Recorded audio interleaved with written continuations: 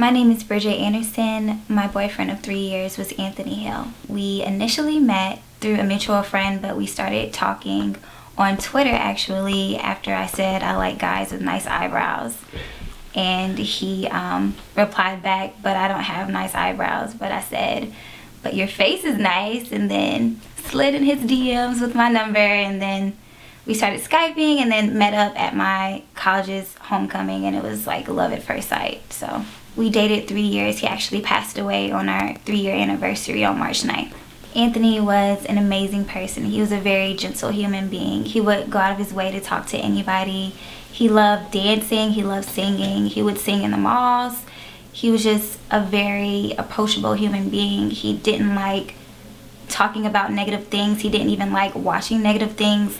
Scary movies was not his thing. He always preached positivity and spreading love, and he was just an amazing guy, and he didn't deserve what happened to him because he would have changed the world. His roommate was actually at school when he got the call from the leasing office.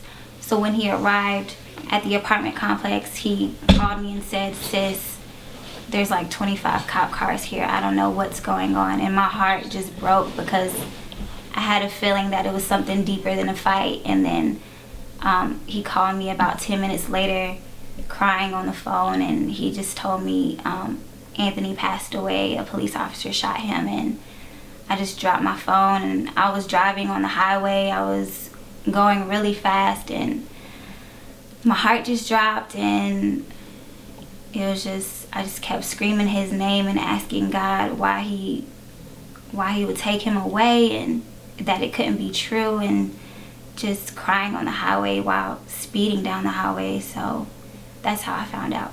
My understanding of what happened was Anthony was having a manic episode or either a PTSD episode. He was unclothed, unrobed, completely naked, didn't have any weapons on him, and he needed help, and he was running around his apartment complex. And just looking at the video of what the news released, it doesn't look like my Anthony. It wasn't his walk, it wasn't his stance. It looked like he was having a flashback of when he was in Afghanistan, like when he was rolling on the grounds. It looked like he was doing military stuff, and from my understanding, the leasing office called the police to get him some help, and a police officer actually arrived instead of, a medic that could better assess the situation. And from what my understanding is that Anthony was walking towards the officer with his hands out with his hands up towards the officer at a brisk pace, and the officer told him to stop, but he was out of his mind and he didn't know what was going on, and the officer stumbled backwards and fired 2 shots at his chest, and they hit him in his chest.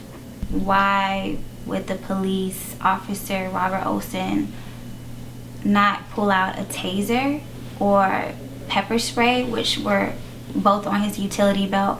Why did he have to go to the last resort, the deadly resort? I mean, Anthony was completely naked. He had no weapons. He couldn't hide weapons anywhere. He saw his hands in plain sight, and he needed help. And for him not to see that a naked person was not in his right mind is crazy to me, because as a police officer, you should know when somebody is in need of help. I mean, he was unrobed. There was nothing that he could do. It's not like Anthony was some big linebacker on the football team. He was 5'8", 160 pounds. It's not like he was harmful towards him. He needed help, and it's just crazy to me that Officer Robert Olson would take the last resort and shoot him in his chest.